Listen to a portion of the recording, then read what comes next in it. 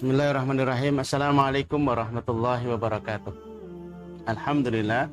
Wassalatu wassalamu ala rasulillah wa ala alihi wa sahbihi wa mawala. Allahumma asrah sudurana wa tazawaz an sayyiatina wa hab lana fahmal anbiya'i wal mursalin wa hab lana fahmas salafus salih.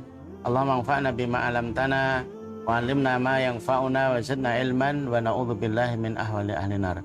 Rabbi shrah li sadri wa yassir li amri wa hlul 'uqdatam min lisani yafqahu qawli. Rabbi zidni ilma. Wa ba'd. Ayyuhal ikhwah muslimin dan muslimah yang dirahmati Allah, jamaah gulam yang semoga dicintai oleh Allah Subhanahu wa taala.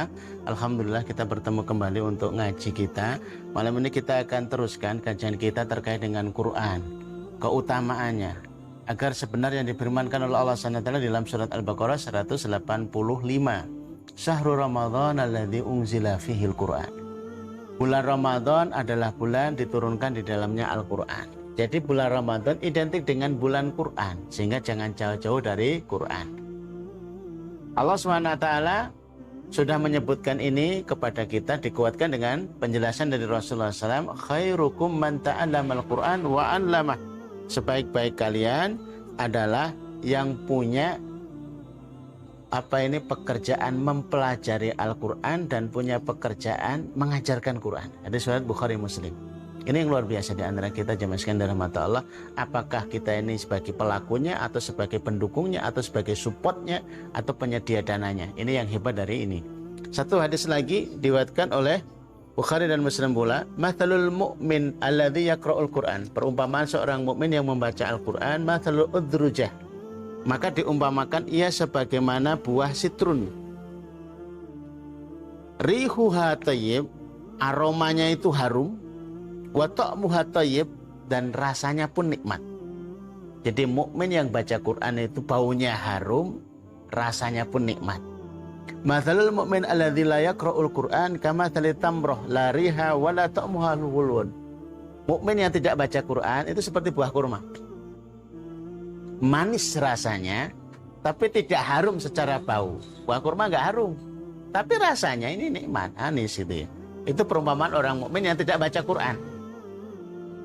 Kemudian mathalul munafik alladzi yaqra'ul Quran kamathali raihanah rihuha thayyib wa ta'muha murrun. Permisalan seorang munafik yang membaca Quran. Ini munafik tapi masih baca Quran. Itu seperti sekuntum bunga.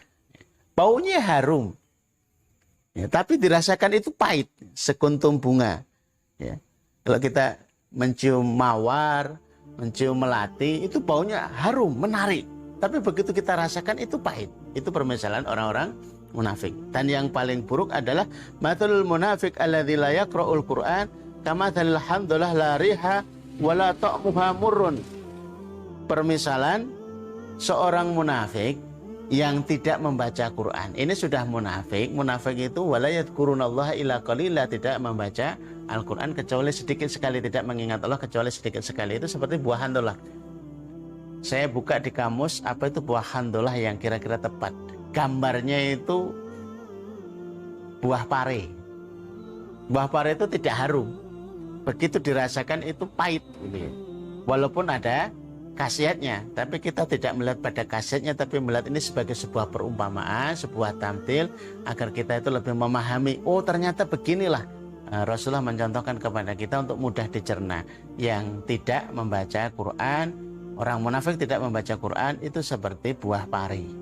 Harumnya nggak dapat, rasanya juga nggak dapat, pahit.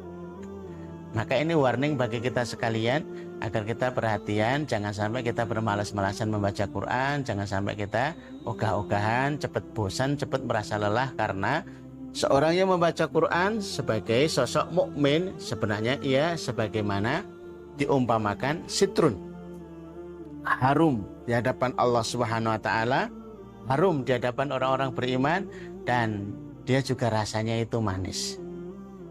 Al-Quran akan memberikan solusi pada kehidupannya, dan Al-Quran akan memberikan solusi bagi keluarganya. Al-Quran juga akan menjadi solusi bagi orang-orang yang ada di sekitarnya. Jemaah sekalian dirahmati Allah SWT, ada orang yang waktu seharinya itu 24 jam, tapi tidak bisa mengurus dirinya sendiri. Ada yang 24 jam tidak bisa mengurus keluarganya.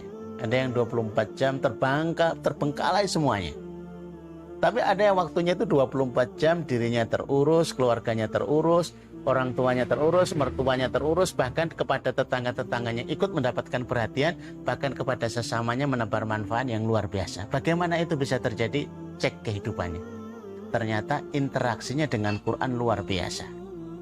Al-Quran yang dibaca di dalam kehidupannya, Al-Quran yang dimasukkan dari hari demi harinya, jam, menit, detik demi detik dalam kehidupannya, itu akan menjadi katalisator, akan bereaksi terhadap waktu dan umurnya, maka akan menjadikan keberkahan itu tercipta.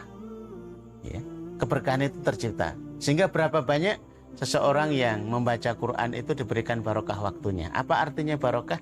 Waktu yang ada itu lebih banyak melakukan kebaikan. Urusan-urusan tercapai dengan lebih mudah, kemudian mendapatkan kebaikan-kebaikan yang lebih daripada umumnya melakukan kebaikan. Berapa banyak seseorang 24 jamnya ini bermanfaat yang luar biasa, urusannya juga selesai, hajat-hajatnya dipenuhi oleh Allah Subhanahu wa taala karena Al-Qur'an yang bereaksi dalam hidupannya. Maka para salafus shalih, contoh yang luar biasa. Itu selalu kalau hari-hari selain Ramadan itu seminggu sekali khatam.